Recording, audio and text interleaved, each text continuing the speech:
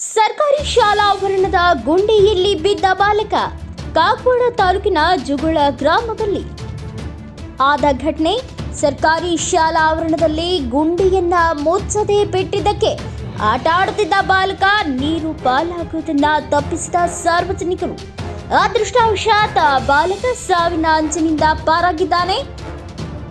ಜೋಗಳ ಗ್ರಾಮದ ಸರ್ಕಾರಿ ಶಾಲೆಯ ಆವರಣದಲ್ಲಿ ಕೆರೆ ಮುಚ್ಚಲು ಈ ಹಿಂದೆ 19/1/2024 ಸಾರ್ವಜನಿಕರು ಅರ್ಜಿಯನ್ನ ಕೊಟ್ಟಿರುತ್ತಾರೆ ಗ್ರಾಮ ಪಂಚಾಯಿತಿ ಅಭಿವೃದ್ಧಿ ಅಧಿಕಾರಿಗೆ ಮತ್ತು ಅಧ್ಯಕ್ಷರಿಗೆ. ಆದರೆ ಪಿಡಿಒ ಅವರು ಶೈಲಶ್ರೀ ಭಜಂತ್ರಿ ಇದರ ಬಗ್ಗೆ ಯಾವುದೇ ಕ್ರಮ ತೆಗೆದುಕೊಂಡಿಲ್ಲ. ಅಂದ್ರೆ ಆ ಗುಂಡಿಯನ್ನ ಮುಚ್ಚೋ ಕೆಲಸ ಆಗಿಲ್ಲ.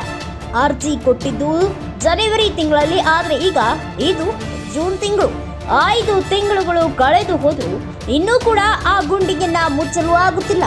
ಪಂಚಾಯಿತಿಯವರಿಗೆ ಆ ಗುಂಡಿ ಮುಚ್ಚಲು ಜಲಜೀವನ್ ಮಷಿನ್ ಕೆಲಸ ಮಾಡುವ ಊರಲ್ಲಿ ಪೈಪ್ ಲೈನ್ ಮಾಡುವಾಗ ಉಳಿದ ಮಣ್ಣು ಸರ್ಕಾರಿ ಶಾಲೆ ಆವರಣದಲ್ಲಿ ಆ ಗುಂಡಿಯನ್ನ ಮುಚ್ಚಲು ಶೇಖರಣೆ ಮಾಡಿರುತ್ತಾರೆ.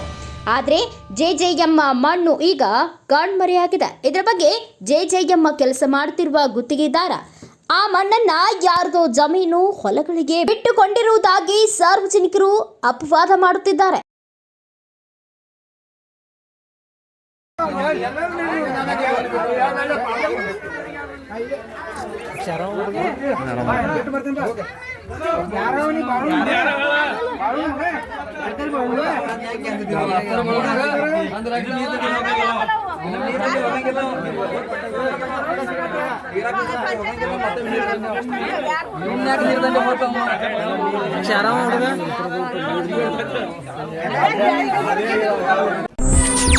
ಹೆಚ್ಚಿನ ಸುದ್ದಿಗಳಿಗಾಗಿ ನಮ್ಮ ಚಾನೆಲ್ನ ಸಬ್ಸ್ಕ್ರೈಬ್ ಮಾಡಿ.